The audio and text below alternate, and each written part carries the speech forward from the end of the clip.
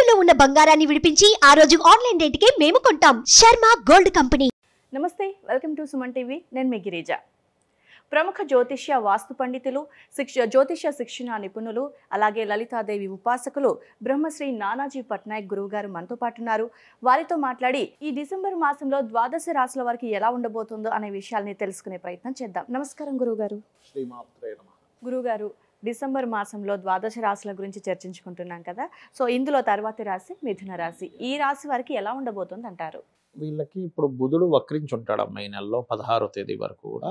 వక్రగతి 16వ తేదీ క్లియర్ అయిపోతుంది. ఎప్పుడైతే 16వ తేదీ వరకు వీళ్ళకి రుణ విముక్తి యోగము ఉంటుంది. అంటే రుణం క్లియర్ చేయడానికి ఉండేటువంటి సోర్సెస్ వీళ్ళు కరెక్ట్గా కనుక అర్థం చేసుకొని చూసుకున్నట్లయితే వీళ్ళకి క్లియర్ అయ్యేటువంటి ఛాన్సెస్ ఎక్కువగా ఉంటాయి. బికాజ్ ఆఫ్ సెకండ్ హౌస్ అంటారు, అంటే ధనస్థానంలో కుజుడు ఉన్నాడు కాబట్టి ఏంటి, 6వ అధిపతి 2లో ఉన్నప్పుడు వీళ్ళు పర్టికులర్గా జాగ్రత్త తీసుకోవాల్సిన విషయం ఏంటంటే, ప్రతిసారి మనకి ప్రకృతి ఒక అవకాశం ఇస్తుంది. ప్రతి మాట, ప్రతి సంఘటనలో కూడా మీరు దాన్ని ఎట్లా యూటిలైజ్ చేసుకుంటారు అనే దాని మీద ఉంటుంది.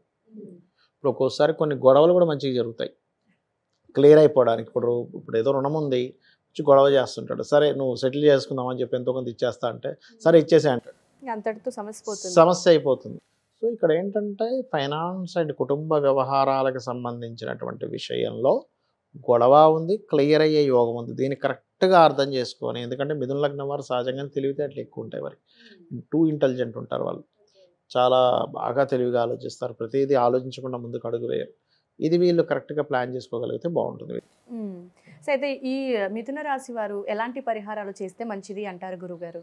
పరిహారాలు అంటే అమ్మ, ఇక్కడ కుటుంబ స్థానము ధనస్థానం మీదే ఉంది కాబట్టి కాస్త అమ్మవారి ఆరాధన చేయడం ఎక్కువగా చేస్తున్నారు. వీళ్ళకి సహజంగానే 3వ అధిపతి కూడా 6లో ఉన్నందుకు కొన్ని ఏంటంటే అమ్మవారి మంత్రాన్ని, ఏదైనా బీజాక్షరం సంబంధించిన మంత్రాన్ని తీసుకొని చేయడము, లేదా ఆంజనేయ స్వామి ఆలయాలకు వెళ్ళడము, ఇది మంచి ఫలితాలు ఇస్తుంది. కాకపోతే ఇక్కడ ఏంటంటే హోమ్ లోన్స్ లభించడానికి కూడా బాగుంది చెప్పాలంటే. ఇక్కడ వీళ్ళకి 4th లార్డ్ వెళ్ళి 6th హౌస్లో ఉన్నాడు కదా, అదొకటి. సహజంగానే మిథునం వారికి ఏంటంటే నిత్యం చేయవలసింది అమ్మవారి ఆరాధన, ఎందుకంటే పంచమాధిపతి శుక్రుడు అవుతాడు కాబట్టి అదొకటి. అండ్ వీళ్ళకి వివాహ సంబంధించిన విషయాలు కూడా చూసుకుంటే 7th లార్డ్ గురువు ఎప్పుడైతే మనకి 12వ స్థానంలో ఉన్నాడు, ఎప్పుడైతే 12వ స్థానంలో వక్రించున్నాడో కొంచెం దూరపు సంబంధాలు కుదరడం, ఇష్టపడిన వారిని వివాహం చేసుకోవాలనే ప్రయత్నం సక్సెస్ అవ్వడం అనేటువంటిది ఫస్ట్ వీక్లో కొంచెం తొందరగా వీళ్ళకి కుదురుతుంది. అదేవిధంగా దశమంలో రాహు ఉన్నందుకు కాస్త విదేశీ యోగాలు, విదేశాల్లో ఉద్యోగం చేసే యోగాలు కూడా వీళ్ళకి బాగుంటాయని చెప్పుకోవచ్చు. ఓవరాల్ గా మిథున రాశి వారికి డిసెంబర్ మాసం బాగుంది. కానీ ఇక్కడ ఏంటంటే ఎప్పుడు కూడా ఒకటే గుర్తుపెట్టుకోండి అమ్మా, పుట్టినప్పటి నుంచి మనిషి గతించే వరకు కొన్ని విషయాలు బాగుంటాయి, కొన్ని విషయాలు బాగోవు. Every day, every hour, every minute సంబంధం ఉంటుంది. అది మీరు హోటల్కి వెళ్ళారు, వాడు ఒక ఫుడ్ పెట్టాడు, అన్నం తిన్నాము, అక్కడ అబ్బాయి కర్రీ బాగాలేదు కానీ ఈ రసం బాగుందంటాం. ఒక బస్సు ఎక్కాము, బస్సు భలే ఫాస్ట్గా వెళ్తుంది, ట్రాఫిక్ అంత బాగుంది కానీ చైర్స్ బాగాలేదంటాం. ఏదో ఒకటి అన్ని కరెక్ట్గా ఉండవు, ఏదో ఒకటి అక్కడ మైనస్ ఒక ప్లస్ ఉంటుంది. మైనస్ వదిలేసి ప్లస్ కనుక మనం పట్టుకున్నామా లైఫ్ చాలా బాగుంటుంది. ఓకే గురుగారు, అయితే ఈ రాశి వారికి డిసెంబర్ మాసానికి సంబంధించి విద్యార్థులకు కానీ వ్యాపారస్తులకు కానీ వాళ్ళందరికీ కూడా బాగానే ఉంది అంటే? వ్యాపారస్తులకి ఇక్కడ ఏంటంటే లాభాధిపతి నీచ కాబట్టి వ్యాపారస్తులకు ముఖ్యంగా ఎవరికైనా క్రెడిట్స్ ఇచ్చే విషయాల్లో కొంత జాగ్రత్తగా ఉండాలమ్మా. విద్యార్థులు ఏంటంటే కొంచెం 4వ స్థానంలో కేతు ఉన్నాడు కాబట్టి కొంచెం AI లాంటివి నేర్చుకోవడానికి, ఆర్టిఫిషియల్ ఇంటెలిజెన్స్ నేర్చుకోవడానికి బాగుంటుంది. ఓకే గురుగారు, గోచార ఫలితాలు చెప్పారు కదా, ఈ ఎఫెక్ట్ మాత్రమే ఉంటుందా, వేరే ఇంకేదైనా ఎఫెక్ట్ కూడా ఉంటుందా మనిషి మీద? మెయిన్గా ఏంటంటే అమ్మా, గోచారం అనేటువంటిది కాలం లాంటిది. అంటే ఎలా అంటే, ఇప్పుడు మీరు చిన్న ఎగ్జాంపుల్, ఇక్కడ నేను స్టూడియోకి వచ్చాను, స్టూడియోకి వచ్చే ముందు ఇంటి దగ్గర బయలుదేరేటప్పుడు ఒక గంటలో వచ్చేస్తాను అనుకున్నప్పుడు ట్రాఫిక్ జామ్ అయింది అనుకోండి, ఏమవుద్ది, గంటన్నర పట్టొచ్చు. అంటే ఏమిటి, నా ప్రమేయం లేకుండా బయట ట్రాఫిక్ అనేటువంటిది ఎక్కువ ఉన్నప్పుడు నేను 1 అవర్ పట్టే టైము 1.5 అవర్ పడుతుంది. అలాగే ఇక్కడ ఏంటంటే ప్రతి మనిషి యొక్క జీవితం అనేది అతని జన్మజాతకము, గోచారం అని 2 ఉంటాయి. గోచారం అంటే ఇప్పుడు తిరిగే గ్రహాలు, జన్మజాతకం అంటే ప్రస్తుతం. జన్మజాతకం అంటే నేను పుట్టినప్పుడు, ఎవరికి వాళ్ళు పుట్టినప్పుడు ఉన్నటువంటి లగ్నం ఏంటి, గ్రహాలు ఏమిటి, ఇవన్నీ ఎలా వస్తాయి అంటే వీళ్ళు పూర్వజన్మల్లో చేసుకున్న కర్మని బట్టి ఎగ్జాక్ట్లీగా ఆ టైంలో పుడతాడు జీవుడు, ఇంకా అందులో డౌట్ ఏం లేదు.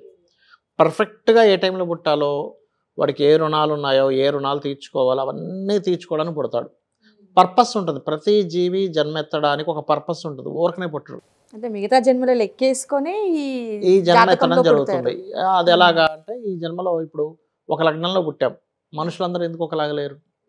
రకరకాల రూపురేఖలు, హైట్లు, కలర్స్ ఎందుకు అట్లా ఉంటారు? వాళ్ళ లగ్నం అనమాట ప్రభావం.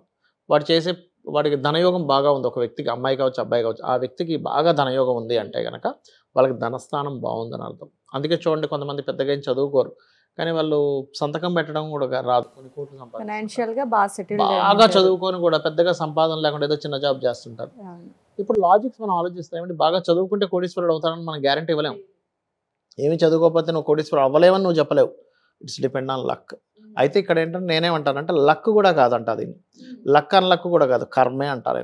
నువ్వు పూర్వజన్మలో ఏ కర్మ చేసావో ఆ కర్మ ఆధారంగా ఈ జన్మ ఉంటుంది. అంటే నువ్వు పూర్వజన్మల్లో మనం ఫుడ్ లేని వ్యక్తికి దయతో ఫుడ్ పెట్టావు, లేకపోతే పాపం బాగా ఇబ్బంది ఉన్నారు, మీ తమ్ముడో మీ అక్కో లేకపోతే మీ ఎవరో, వాళ్ళకి ఏదో ధన సహాయం చేశారు. ఏదో ఇబ్బందుల్లో ఉన్నారని, అపాత్ర దానం కాదు, మళ్ళీ నిజంగానే వాళ్ళు జెన్యూన్గా ఇబ్బందుల్లో ఉన్నారని సహాయం చేశారు, అది మీకు పుణ్యంగా వస్తుంది. ఇక్కడ మీకు అలా కాకుండా మీ దగ్గర డబ్బులు ఉంచుకొని కూడా వాళ్ళు ఇబ్బంది పడి వాడు చచ్చిపోతున్నా అసలు నాకు సంబంధం లేదు, నీ ఇష్టం, నువ్వు పోతే పోని వదిలేస్తే ఇక్కడ ఈ జన్మలో మీకు ధనప్రాప్తి అనేటువంటిది ఉండదు. కుటుంబం అది ఎట్ ద సేమ్ టైం కుటుంబం కూడా అంతే. కొంతమందికి మంచి ఫ్యామిలీ ఉంటుంది, కొంతమందికి ఫ్యామిలీతోనే ఇబ్బంది ఉంటుంది. బికాజ్ ఆఫ్ పాస్ట్ లైఫ్లో వీళ్ళు ఫ్యామిలీని ఇబ్బంది పెట్టారు.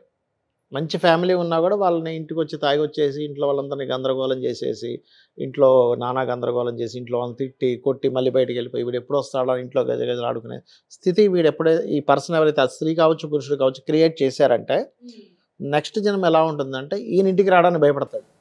పూర్వజన్మ కర్మ ఫలితాలు ఈ జన్మలో అనుభవిస్తాడు. ఈ ఇంటికి వెళ్ళాలంటే తలనొప్పి రాబాబు ఎందుకంటున్నాడు అంటే పూర్వజన్మల్లో కుటుంబ సభ్యులను ఇబ్బంది పెట్టాడు, ఇప్పుడు ఈ జన్మలో కుటుంబ సభ్యులతో ఇబ్బంది పడతాడు. దాన్నే మనకి జ్యోతిష్ శాస్త్రంలో వీళ్ళు పాస్ట్ లైఫ్లో చేసుకున్న కర్మ ఈ లైఫ్లో సెకండ్ హౌస్ అంటే ధనభావం, అలాగే థర్డ్ హౌస్ మీరు చేసే ప్రయత్నం ఎందుకు సక్సెస్ అవ్వట్లేదు, థర్డ్ హౌస్ మీకెందుకు ఈ జన్మలో చదువు బాగా అబ్బింది, లేకపోతే ఆస్తులు ఎందుకు ఉన్నాయి, ప్రాపర్టీస్ ఎందుకు ఉన్నాయి అంటే పాస్ట్ లైఫ్లో మీకుండే ప్రాపర్టీని సద్వినియోగం పరుచుకున్నారు, ఎవరిది లాక్కోలేదు, ధర్మంగా సంపాదించుకున్నారు, ఇంకా ఉంటే ఓ గుడికో గోపురానికో ఇచ్చారు, అది మీకు పుణ్యంగా వస్తుంది. అట్లా అనమాట. ప్రతిదీ కూడా ఇప్పుడు సంతానంతో ఇబ్బంది ఉంటుంది, ఫిఫ్త్ హౌస్ బాగుంటే సంతానంతో ఇబ్బంది ఉండదు, సక్రమంగా సంతానం కలుగుతారు. కొంతమందికి వివాహం తొందరగా అవ్వదు, ఎందుకు అంటే పాస్ట్ లైఫ్లో మంచి భార్య లేదా మంచి భర్త వచ్చినా హింసించాడు. ప్రకృతి ఏం చేస్తుంది, ఈ రూపంలో ఇక్కడ కష్టాన్ని ఇస్తుంది, అంటే దానికి సెట్ చేసుకోవాలి కదా. ఇప్పుడు మీరు మిమ్మల్ని చిన్న ఒక ఎగ్జాంపుల్, ఇద్దరు వ్యక్తులు కొట్టుకున్నారు, ఒకటి పార్ట్నర్ ఒకటి కొట్టాడు, వెంటనే వాడి రియాక్షన్ కొట్టాలని ఉంటుంది, కొడితేనే వాడికి సరిపోయింది అనిపిస్తుంది అక్కడ, లేకపోతే బ్యాలెన్స్ ఉండిపోయి వాడిని కొట్టేసాడని ఉంటుంది, ఎప్పుడు కొడతానా అని ఉంటుంది వాడికి. అంటే ఒక మనిషి కొడితే ఎప్పుడు కొడతానా అని ఉన్నప్పుడు కర్మ ఒక సిస్టము నిన్ను ఎప్పుడు కొట్టాలని చూస్తుంది, వెయిట్ చేస్తూ ఉంటుంది. అది ఎంత లేట్ అవుతుంటే దాని పర్సంటేజ్ అంత పెరుగుతూ ఉంటుంది. ఆ రకంగా ఏంటంటే ఇక్కడ జరిగేటువంటి విషయాలు కూడా జ్యోతిష్ శాస్త్రం అనేటువంటిది ఏంటంటే నీకు అసలు ఏ రూట్లో మనీ వస్తుంది అనేది చెప్తుందమ్మా జాతకం. చాలామంది చూడండి రకరకాల మార్గాలు వెతుకుతూ ఉంటారు, కానీ ఈ రూట్లోనే మనీ వస్తుంది అని ఉన్నప్పుడు ఆ రూట్లోనే వస్తుంది. ఆ రూట్లో రాదు అన్నప్పుడు మీరు ఎన్ని డబ్బులు ఖర్చు పెట్టినా రాదు, ఇంకా నో నథింగ్, కర్మ అనుభవించాల్సిందే అంటారు. అయితే ఇందులో మళ్ళీ రెండు రకాలు ఉంటుంది. మీకు టైం బాగోక రాకపోవడం వేరు, మీకు అందులోనే వస్తాయి. కానీ అది చిన్న ఎగ్జాంపుల్ చెప్పాలంటే డాక్టర్ డి రామానాయుడు గారి జాతకం తీసుకుంటే కనుక అతను స్టార్టింగ్ 3 మూవీస్ ఫ్లాప్ అమ్మ, అటర్ ఫ్లాప్, డబ్బులు మొత్తం పోయాయి. కానీ 4వ సినిమా అన్నీ ఇంకా ఉన్నవి లేని డబ్బులను తీసుకొచ్చి పెట్టాడు. అప్పుడు అందరూ అన్నారు ఏమిటి నీ సినిమాలు నీకు అచ్చిరావేమో పోతాను, కానీ అక్కడ రీజన్ ఏంటంటే ఆ టైం వరకు అతనికి కలిసి రాని టైం. తర్వాత ఆయన ఒక ఐకాన్ స్టూడియో, ఆయన తెలియని వ్యక్తి లేరు, అంత గొప్ప ప్రొడ్యూసర్ అయ్యారు. ఇక్కడ ఏంటంటే 2 విషయాలు తెలుసుకోవాలి. ఇది నీకు ప్రజెంట్ టైం బ్యాడా, నీకు అసలు వచ్చి రావట్లేదా, ఈ బిజినెస్ నీకు వచ్చి రావట్లేదా, లేకపోతే నీకు అసలు టైం బాగోక బిజినెస్ నడవట్లేదా. గుర్తించడం ఎలా గురువుగారు? ఇది దశ అంటే మనకి నడుస్తున్న మహాదశ బాగాలేదనుకోండి మీరు ఏం పట్టుకున్నా బొగ్గు అవుతుంటుంది, మీకు మహాదశ బాగుందనుకోండి ఆ పర్టికులర్ దాంట్లో డబ్బులు వస్తాయి, మనకు కలిసి వచ్చే మూమెంట్ ఒకటి ఉంటుంది, దేంట్లో కలిసి వస్తుందని ఉంటుంది. ఇది జ్యోతిష్ శాస్త్రం చాలా స్పష్టంగా చెప్తుంది. అలాగే ఉద్యోగం విషయం అనుకోండి, ఇక్కడ చేస్తే మంచిదా విదేశాల్లో చేస్తే మంచిది, ఏ ఫీల్డ్లోకి వెళ్తే మంచిది, చిన్నపిల్లల జాతకాలు తీసుకొని మనం చెప్పొచ్చు వీళ్ళని ఈ ఫీల్డ్లో చదివించండి, ఆటోమేటిక్గా వీళ్ళకి బాగుంటుంది. ఇప్పుడు న్యాచురల్గా మనం క్యాజువల్గా విద్య నేర్చుకోవడం వేరు, ఒక ఫ్లూటో లేకపోతే ఏదో సరదాగా నేర్చుకునే విద్యలు వేరు, మీరు ప్రొఫెషనల్గా అందులో అవ్వాలన్నప్పుడు దానికి ఫైనాన్షియల్ లింక్ ఉంటుంది ఖచ్చితంగా. ఆ ఫైనాన్స్ దాని మీద వస్తుందా లేదా, మీకు జీవనోపాధిగా నేర్చుకునే విద్యలు వేరు ఉంటాయి, సరదాగా నేర్చుకునే విద్యలు వేరు ఉంటాయి. సరదాగా మీరు చూసుకోక్కర్లేదు, సరదాగా నేర్చుకుంటారు. బట్ జీవనోపాధిగా ఉండే విద్య ఏదైతే నేర్చుకుంటారో అది మీకు లైఫ్ని ఇస్తుంది. అది మనం తెలుసుకోవచ్చు. అదేవిధంగా చాలామంది చేసే మిస్టేక్స్ ఏంటంటే ఇవాళ రేపు ఎందుకు విడాకులు అవుతున్నాయంటే, ఒకటి వాళ్ళ జన్మజాతకాలు 2 మ్యారేజ్ యోగం ఉందని చూసుకోరాళ్ళు. చూసుకొని అర్క వివాహమో కుంభ వివాహమో చేసుకుంటే ఆ దోషం పోయి నార్మల్గా చేసుకునే వివాహం డిస్టర్బెన్స్ రాదు. అలాగే రైట్ టైంలో చేసుకోరు. అంటే ఉదాహరణకి ఇప్పుడు 2026లో వివాహం ఉందనుకోండి, 2023లోనే బలవంతంగా చేసేస్తారు. అక్కడ టైం అక్కడ అసలు అది టైం కాదు. టైం కానప్పుడు మీకు ఎట్లా అంటే ట్రైన్ పలానా టైంకి వస్తుంది, మీరు వెళ్ళి ప్లాట్ఫామ్ మీద నిలబడ్డం తప్పితే ట్రైన్ రాదు.